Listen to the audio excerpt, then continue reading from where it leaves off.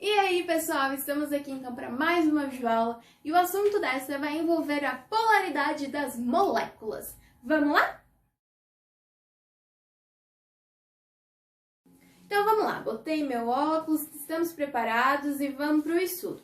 Primeira coisa, bom, vocês podem ter pensado, podem ter reparado que no vídeo passado eu falei sobre a polaridade das ligações. E talvez vocês podem estar se perguntando se vai ter uma diferença entre a polaridade das ligações e a polaridade das moléculas. Então eu já vou te responder, sim, existe uma diferença. Porque uma coisa é eu considerar as ligações sendo polares ou apolares, é como se fosse algo mais individual, mais micro, mais pequeno. E já a polaridade das moléculas é o meu todo, é eu considerar a molécula toda se ela é polar ou apolar. Então, com isso, tendo isso em mente, vamos para a nossa explicação sobre o que é essa polaridade das moléculas. A polaridade ela vai estar relacionada com essa ideia de polos elétricos, ou seja, polos positivos e polos negativos. E a minha polaridade das moléculas ela vai depender de dois fatores. O primeiro é a eletronegatividade dos elementos envolvidos e o segundo, a geometria molecular da minha molécula. Observando então o nosso esquema, a gente tem como um macro, como um todo, as ligações covalentes. E essas ligações covalentes, elas vão poder ser ligações covalentes apolares ou ligações covalentes polares. Quando as minhas ligações elas são apolares, elas vão dar origem a moléculas apolares. Já quando as ligações são polares, o negócio fica mais complicado, mas nada que a gente não consiga resolver.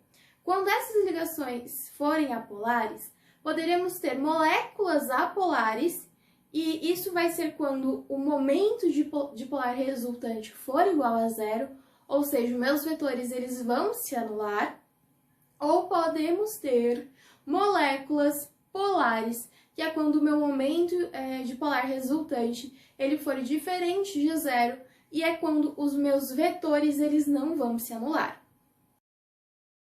Tá, então a gente viu ali o esquema, mas Carol, o que é esse momento de polar? Tu não tinha falado disso antes, mulher? Então vamos lá. O momento de polar ele vai representar a polarização das minhas ligações covalentes.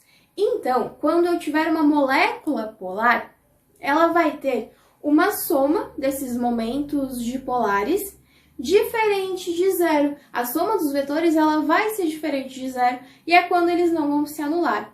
Mas como que eu sei que os meus vetores eles se anulam ou eles não se anulam? Para que os vetores eles se anulem, são necessárias duas condições, são necessários dois fatores e duas coisas que a gente vai ter que observar na molécula.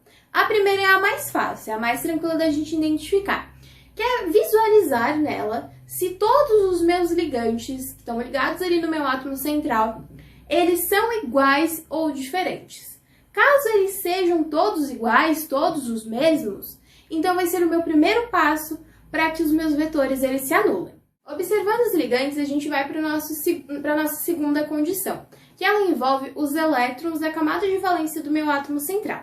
Caso estes elétrons eles estejam sendo todos compartilhados, ou seja, não me sobra nenhum elétron da camada de valência do átomo central, então a gente pode dizer que os vetores eles vão se anular e eu vou ter um momento de polar resultante igual a zero, já que eles se anularam, e a minha molécula ela vai ser apolar.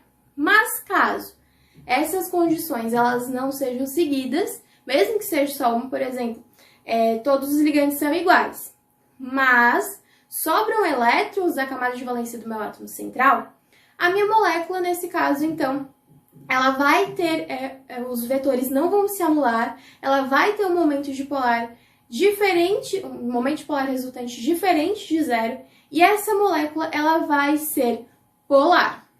Então, galerinha, como a gente já sabe identificar quando uma molécula ela é polar ou apolar, vamos seguir com um exemplo envolvendo a polaridade das moléculas para a gente descobrir se elas são polar ou apolar. Vamos lá? Simplificando sobre a polaridade das moléculas. Primeiro exemplo é com a molécula da amônia e vamos descobrir se ela é polar ou apolar. Para isso, a gente vai ter que saber sobre a soma vetorial dos momentos dipolares, se ela vai ser nula ou não. Ela é nula quando todos os ligantes são iguais e quando o átomo central não apresentar elétrons não compartilhados. Então vamos lá. Temos aqui a molécula da amônia, o NH3, que tem como átomo central o nitrogênio. Então tá, temos aqui o nitrogênio e ele está ligado a 3 átomos de hidrogênio, ou seja, todos os ligantes eles são iguais. Observando então se no átomo central vai apresentar ou não elétrons não compartilhados. Lembrando que o nitrogênio possui 5 elétrons na camada de valência e ele faz 3 ligações, ou seja, temos 3 elétrons aqui do nitrogênio sendo compartilhados. Mas ainda vão sobrar 2 elétrons, como está representado aqui em cima. Então, com isso, vai sobrar elétrons no meu átomo central. Então, o átomo central ele vai apresentar elétrons não compartilhados. E isso vai fazer com que os vetores eles não se anulam. Consequentemente, o meu momento dipolar resultante vai ser diferente de zero e a molécula da amônia ela vai ser polar. Vamos então ao nosso segundo exemplo com o gás metano, verificando se essa molécula é polar ou apolar.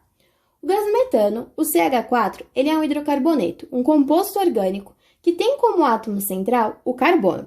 Observando logo de cara essa molécula, a gente pode ver que todos os átomos que estão ligados ao carbono, eles são iguais, ou seja, todos os meus ligantes eles são iguais. Então agora a gente vai verificar se o átomo central ele apresenta ou não elétrons não compartilhados. Lembrando que o carbono ele faz 4 ligações e que ele possui 4 elétrons na camada de valência. Olhando novamente a nossa molécula, a gente pode verificar que todos os elétrons da camada de valência, ou seja, os 4 elétrons, eles estão sendo compartilhados e estão fazendo 4 ligações covalentes com o hidrogênio, ou seja, no átomo central não apresentam elétrons não compartilhados. Assim, os vetores eles vão se anular, fazendo então com que o momento dipolar resultante seja igual a zero e que essa molécula do gás metano ela seja uma molécula apolar. Então, com isso, a gente termina a nossa videoaula sobre a polaridade das moléculas. Espero que vocês tenham gostado e conseguido compreender mais sobre esse assunto, que ele vai ser muito importante para vocês.